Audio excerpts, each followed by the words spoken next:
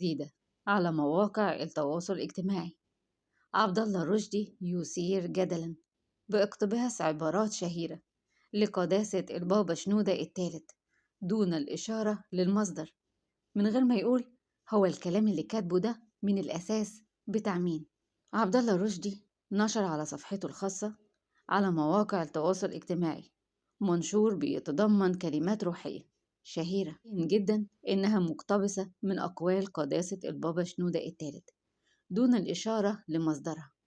الأمر ده أثار نقاش واسع على مواقع التواصل الاجتماعي ما بين مؤيد وما بين معترض، والمنشور بتاعه هو اترك كل شيء في يد الله وسترى يد الله في كل شيء يدبر الأمر، إذن كل شيء خلقناه بقدر وما تشاءون إلا إن شاء الله. وكان تحت الكلمات اللي هو كتبها دي صورة شخصية حديثة ليه، وبيشير إنها التقطت قبلها بيوم، غير إن مستخدمين على مواقع التواصل الاجتماعي اكتشفوا إن العبارة المحورية في المنشور اللي هي اترك كل شيء في يد الله وسترى يد الله في كل شيء منسوبة من الأساس لقداسة البابا شنودة، ودي كمان من أشهر كلماته الروحية المنشورة جدا والمعروفة. والمقولة الأساسية لقداسة البابا هي إن الذين اعتادوا ترك كل شيء في يد الله اعتادوا أن يروا يد الله في كل شيء.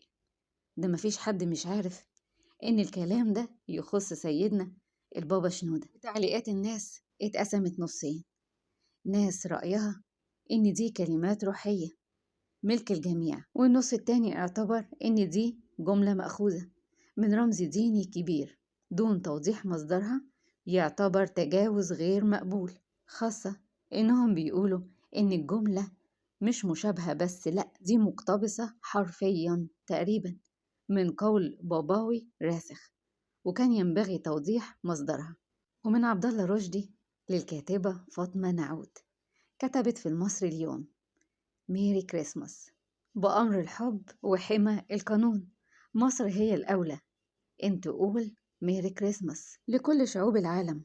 مصر التي استقبلت المسيح صبي صغير فوق ذراعي أمه البتول عليها السلام، الصبي المقدس الذي صار رسول السلام للإنسانية، يقول يصنع خيرا وطوبوا الله بالسلام عليه، يوم ولد ويوم يموت ويوم يبعث حيا.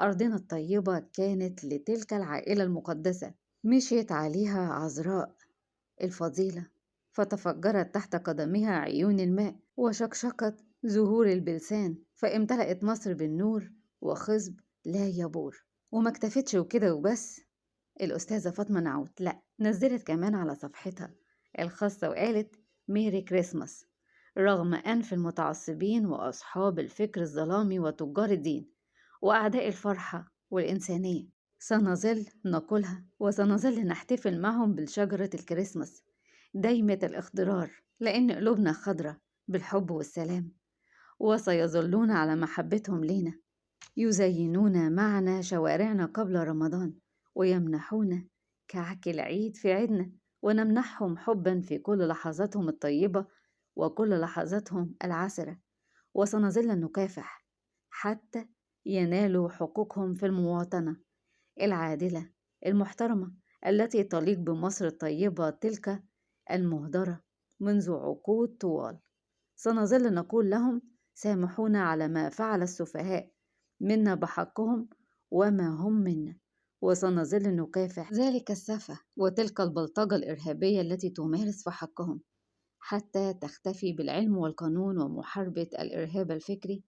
سيظل الحب بين ربوع مصر مشرقا مزهرا ولو كره الكارهون، وميري كريسماس يا أشقائي. شكرا جدا لحضرتك أستاذة فاطمة نعود ولكل أمثالك، وكل سنة والكل بخير في مصر والكل طيب وفرحان. ربنا يحافظ على الكل ويملى بيوت الكل بالسلام والمحبة.